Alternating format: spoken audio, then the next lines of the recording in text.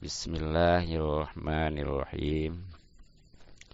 Waqala dan telah bersabda Kangjeng Nabi alaihi salatu wassalam, Sobrus sa'atin, bersabar selama 1 jam, khairun, itu lebih baik, minad dunya, dari dunia, wa ma fiha, dan apa yang ada pada dunia. Masih tentang keutamaan sabar atas musibah, yakni bab yang ke-40 atau terakhir di dalam kitab Lubabul Hadis, matan dari kitab Tangkul Kaul. Nah, di antaranya sebagaimana Nabi sabdakan, sabrus sa'atin khairun minad dunya wa ma fiha. Bersabar daripada musibah tentunya ya. Walaupun kesabaran itu sebenarnya mah kemarin bukan musibah aja, termasuk ketika dari maksiat, ya bahkan ketika taat juga perlu kesabaran. Yang umumnya sih musibah ya. Musibah itu yang enggak kita harapkan. Nah, itu ternyata lebih baik daripada dunia beserta isinya. Nah, orang usaha dari kecil nyampe dewasa, nyampe mati belum tentu bisa memiliki dunia beserta isinya. Iya, jangankan sedunia, senegara juga belum tentu. Bahkan sekampung juga ya, nggak ada. Tapi ternyata tuh orang yang bersabar, ya, walaupun 1 jam itu lebih baik daripada dunia beserta isinya. Tuh, makanya kalau pengen berbekal ya untuk nanti di akhirat, setiap kita mendapatkan musibah atau ketika taat lagi ibadah, bahkan dihadapkan dari maksiat, itu kudu sabar. Insyaallah ya, kalau sudah gitu, itu bisa mendapatkan lebih baik daripada dunia beserta isinya. Nah, kenapa nih nggak ditampakkan di dunia? Kalau ditampakkan nih, pokoknya orang pengen semua ya. Iya, dia karena musibah sabar sejam, ketahuan ada gantinya.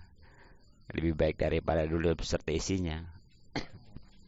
Nah, karena kalau dibuktikan 1 orang aja nih, itu udah ketutup dunia.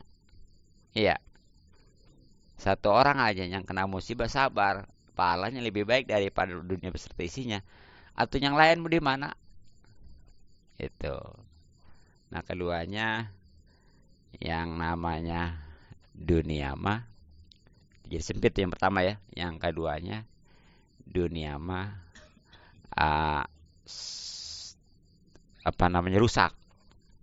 Jadi sebanyak apapun pasti kalau enggak ninggal ditinggalin ya.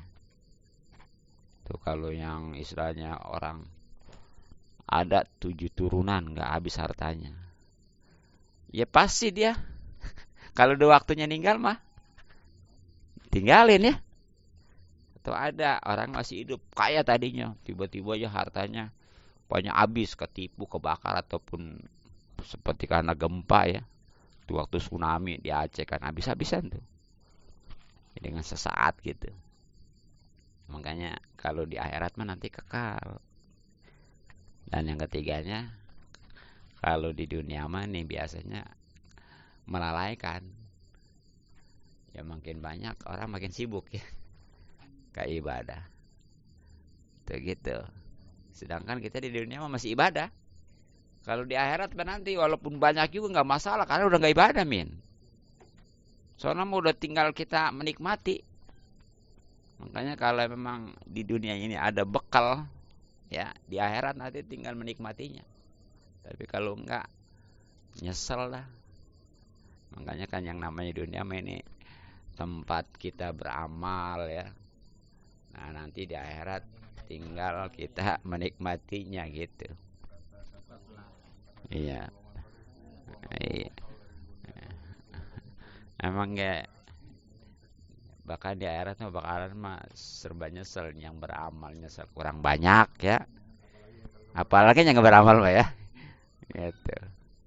Cuma memang karena kurang iman kadang-kadang lah yang penting ibadah, bahkan yang lebih parah mah lah nggak ibadah juga nggak apa-apa ini. Nauzubillah ya itu tuh.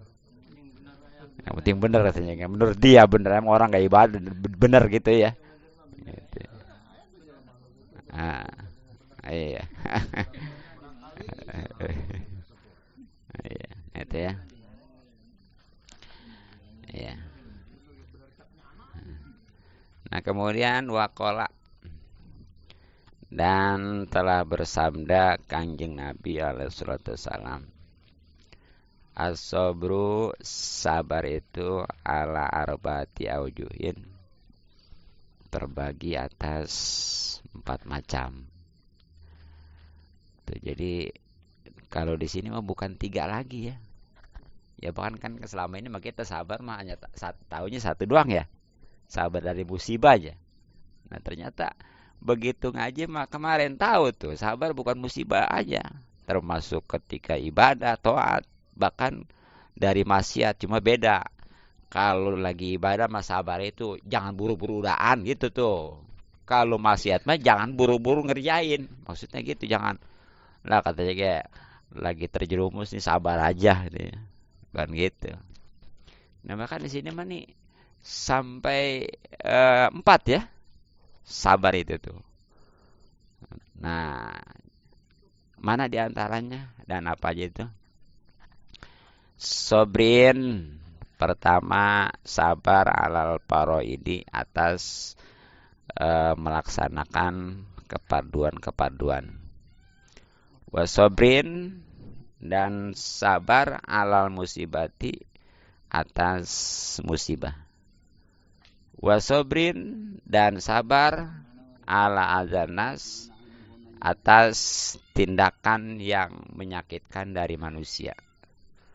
Wasobrin, dan sabar alal pakri, atas kepakiran. Jadi yang 4 macam kesabaran itu, satu, sabar ketika mengerjakan kepaduan-kepaduan atau kewajiban-kewajiban. Ya, jangan pengen buru-buru udaan. Apalagi nggak mau ngerjain mah ya, udah jauh jasa lagi ngerjainnya. Kalau buru-buru pengen udaan aja, pengen beres, pengen selesai, itu nggak sabar namanya. Itu. Nah, kedua, sabar atas musibah. Ini mau umum ya. Ya tentunya yang tidak diharapkan, baik itu menimpa harta, keluarga, terutama diri gitu ya.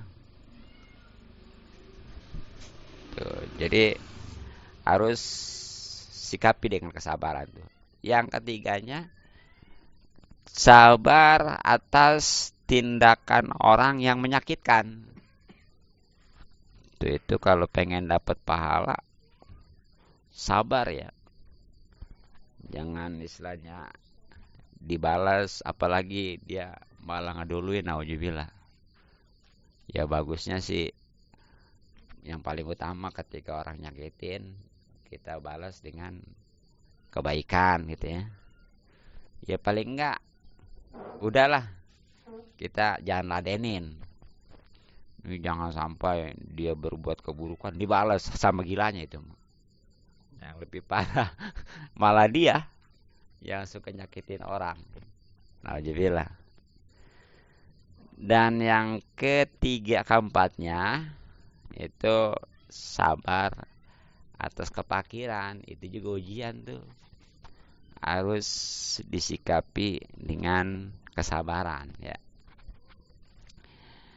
Nah, apa untungnya dari 4 macam kesabaran itu? Pasobru, sabar alal faraidi atas ketika melakukan keparduan atau kewajiban-kewajiban, taufikun itu adalah pertolongan dari Allah. Jadi keuntungannya nih, kalau orang itu bersabar ketika dia mengerjakan kewajiban-kewajiban yang diperintahkan oleh Allah seperti sholat ya, nggak pengen buru-buru tuh. Nah itu hakikatnya dia dapat pertolongan dari Allah. Topik itu pertolongan ya. Iya, kalau hidayah petunjuk. Padahal mah lebih inian topik daripada hidayah. Jadi hidayah dulu baru topik. Cuma kita ngomongnya biasanya topik dulu ya. Ya biasa itu mah gitu. Jadi itu kalau pengen dapat topik intinya itu ya diantaranya adalah ketika mengerjakan kepaduan atau kewajiban-kewajiban seperti sholat 5 waktu umpamanya itu harus bersabar, artinya jangan pengen buru-buru udahan ya gitu. Makanya ciptakan istilahnya supaya betah tuh sholat, sebelumnya kita kosongin pikiran gitu ya.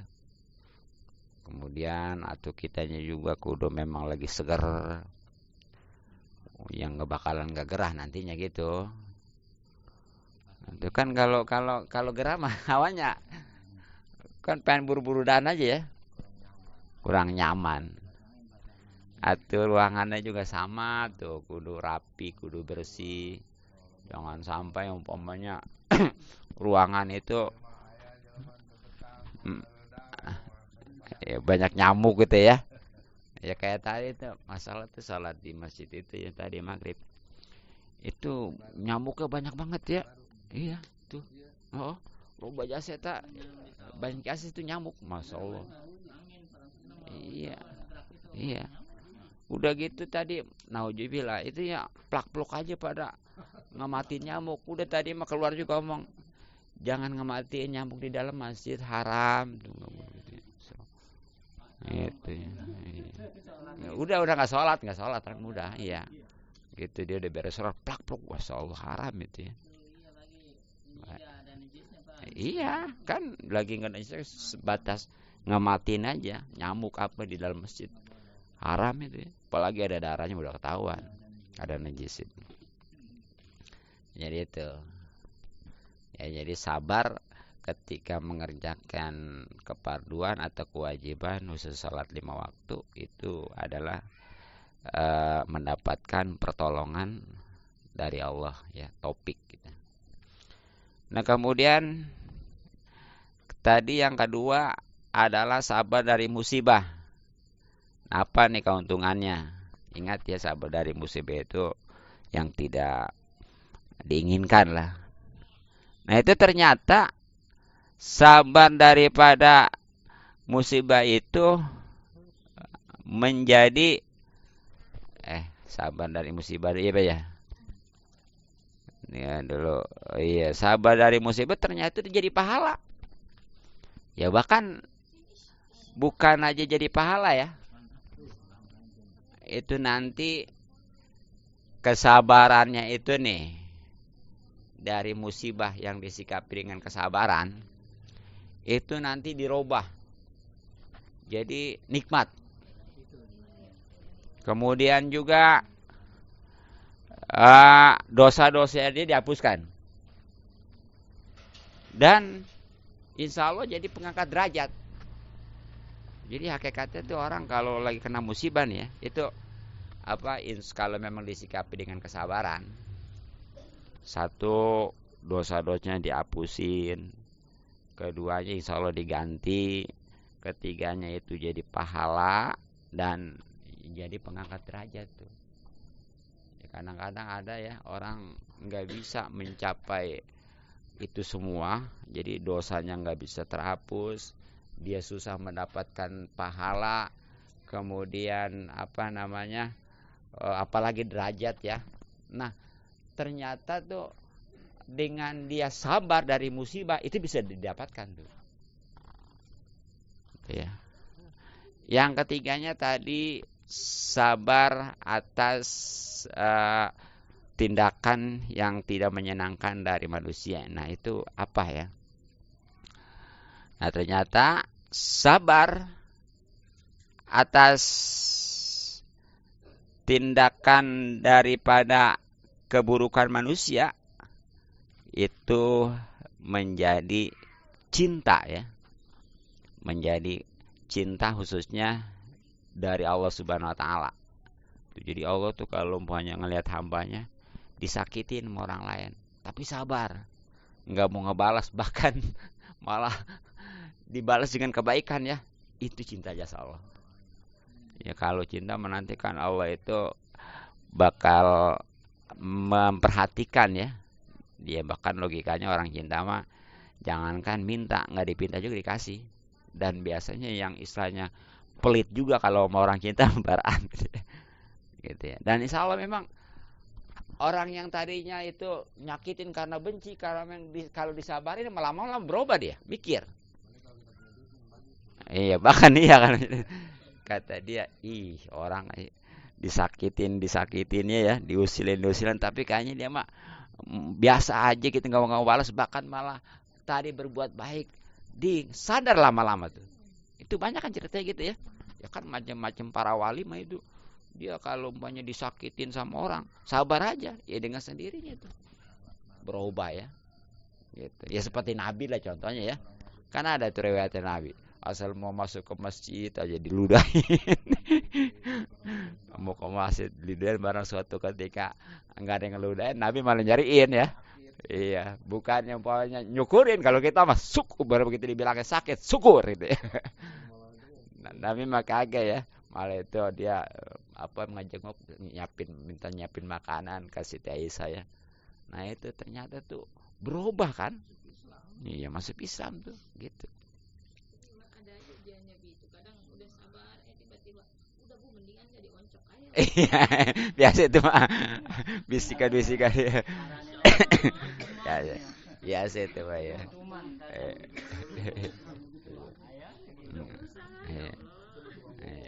Iya. Jadi kalau kita begitu aja mah nggak ada bedanya gitu ya. Iya, jadi nggak ada keistimewaan. Nah, yang terakhir tadi sabar atas kepakiran ya. Nah, itu apa nih keuntungannya ketika orang itu kena kepakiran ya, mengalami kepakiran gitu. Ya terutama yang berkaitan dengan harta, tapi dia sabar aja. Asal tetap berusaha gitu. Jangan udahnya pakir miskin lah, emang udah takdir lagi ini ujian tuh berubah gitu. Nah itu ternyata tuh kalau dia sikapi, kalau dia terima, kalau dia ridho ya, nah itu Allah ridho. Kalau ridho mau udah lebih daripada cinta gitu. Pokoknya mah yang namanya ridho mah orang lah, jangan walaupun dia itu miskin bahkan sakit, itu hawanya tenang aja. Jadi ketahuan itu kalau orang itu dikasih kemiskinan ya, dia tetap tenang aja hatinya, pikirannya gitu ya, itu dapat ridho tuh gitu. Tapi kalau umpamanya wah ya bagaimana sih mungsang mangsing aja bahasanya gitu ya. Iya, apalagi sampai menyalahkan Allah ya, nauzubillah. Nah itu mah justru pendapat murka ya, kan kemarin juga di awal, kalau siapa yang diberi ujian ya apapun, khususnya kepakiran, kalau dia itu sabar, insya Allah ya diakui. Tapi kalau nggak sabar, itu kan suruh keluar ya dari alam dunia ini ya. Mau kemana coba? Iya, bahkan curut cari Tuhan selain Allah. Atau siapa lagi? Seandainya ada juga sesat itu mah ya. Iya.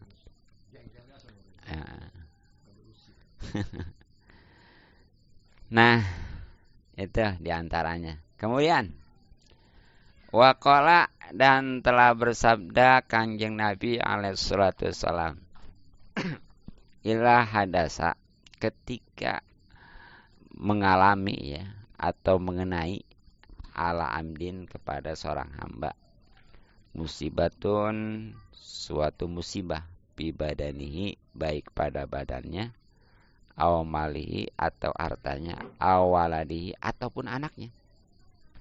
Pasdaqbala kemudian dia menyikapinya. Zalika musibah tersebut bisobrin dengan kesabaran jamilin yang bagus. Istahya maka Allah malu, maka malu Allahu ta'ala Allah ya. Yaumal kiamati pada hari kiamat nanti ayan siba untuk memasang lahu baginya mizanan sebuah timbangan amal. Ayan suro ba ataupun Allah membuka lahu baginya dewanan buku catatannya. Jadi ini yang terakhir keuntungan daripada sabar atas musibah, dan ini merupakan hadis yang terakhir di dalam kitab Tangkiul Lubabul Hadis matan dari Tangkiul Kawal ya. Itu adalah ketika nih terjadi atas seorang hamba di sini, walaupun hamba di sini laki-laki ya, sebenarnya mah termasuk perempuan juga. Gitu. Sebenarnya mah kalau perempuan mah amat. Iya, kalau di sini kan abdin laki-laki ya, sebenarnya sama aja. Jadi kalau udah disebutkan abdin itu amat masuk. Jadi kalau bahasa Arab mah kalau laki-laki itu abdin, kalau perempuan amat. Kalau di kita mah amat laki ya. Iya. Iya, aman. Ya, jadi ini mengenai dia suatu musibah, baik badannya dia sendiri nih sakit punya ataupun apalah seperti kecelakaan umpamanya ya, atau hartanya hilang, ataupun umpamanya ketipu orang ya, ataupun apalah ya, kalau umpamanya nyawa mati lagi ada wereng gitu nggak selalunya istilahnya bagus ya, itu harus disadari aja ya, itu tuh sikapi dengan kesabaran. Ataupun anaknya, aduh anak-anak pada sakit aja ya, ya bahkan boleh sampai meninggal sekalipun ya, gitu. Nah tapi itu dia hadapi, dia sikapi dengan kesabaran ya, tentunya sambil merubah gitu ya, ya karena semuanya ini nggak, hakikatnya nggak bakal terjadi kalau memang bukan kudrat iradat Allah gitu kan. Ya semuanya emang udah kehendak Allah. Nah itu keuntungannya apa tuh? Kalau dia menyikapi setiap musibah dengan baik gitu ya, dengan kesabaran yang baik. Jadi langkah awalnya dia menerima, bersabar, nggak mengeluh, kemudian dia berubah ya. Tadi kalau badannya sakit mah tuh berobat, hartanya umpamanya hilang atau dia berusaha lagi ya, anaknya sakit juga diobatin. Nah itu keuntungan nanti di hari kiamat nih, Allah itu malu, berarti nggak dikerjakan ya. Kalau Allah malu itu apa? Satu, untuk menegakkan timbangan. Itu berarti nih hamba itu tuh yang bersabar ketika kena musibah, itu amalnya udah nggak ditimbang lagi ya. Iya, udah nggak usah timbang lagi. Ini mah udah habis dah. Seandainya ada dosa juga udah habis sama dia musibahnya ya, yang disikapi dengan kesabaran. Nah, atau untuk dibukakan buku catatan amalnya, nggak dibuka nih, Allah malu. Ini kan yang namanya di padang mahsyar itu ya, itu ini udah sebelum melintasi jembatan itu ya. Nah itu kan dihisab ya, diperhitungkan amalnya ya, tentunya amalnya ditimbang nih, banyakan mana nih. Kalau banyakan kebaikan alhamdulillah udah dia nggak nyangkut lagi tuh di neraka ya. Kalau banyakan keburukan nyangkut dulu dah ya. Apalagi ketika dibuka buku catatan amal. Kalau memang semuanya bagus, wah alamat bahagia ya. Itu tentunya yang biasanya menerimanya dari arah kanan atau depan ya. Tapi kalau dibukanya itu merah lah, kalau kayak bahasa rapot mah gitu ya. Karena memang dari terimanya udah ketahuan, dikasihnya dari arah kiri, dari belakang itu udah ketahuan di situ. Nah itu udah alamat celaka dah. Nah ternyata nih kalau orang yang bersabar mah atas musibah udah aman, udah nggak bakal lagi ditimbang amalnya. Terus buku catatan, udahlah mau bagaimana udah beres, sudah bersada ya. Tuh gitu. Makanya itu ya, kita harus berusaha untuk selalu sabar. Tentunya kesabaran yang nggak pasif ya, artinya harus ada perubahan. Jadi kalau miskin atau tetap dari usaha ya. Kalau memang dia sakit atau berobat gitu ya. Kalau memang anak-anak yang umpamanya itu pada kurang baik sikapnya, adabnya ya bagaimana mestinya gitu ya, dan seterusnya. Nah inilah sekali lagi hadis terakhir dari bab yang ke-40, bab keutamaan bersabar atas musibah. Bahkan ini hadis terakhir juga dari kitab Lubabul Hadis, matan dari kitab Tanggul Kaol, yang jumlahnya semua ada 40 bab, dan setiap babnya itu ada 10 hadis. Jadi jumlah keseluruhan hadis itu dalam kitab ini ada 400. Perinciannya 40 bab, sementara setiap babnya ada 10 hadis. Jadi 40 dikali 10 jadi 400. Itu kalau umpamanya dia ya taruhlah nggak talar juga gitu ya, asal ngamalin, insya Allah dah bahagia dunia akhirat.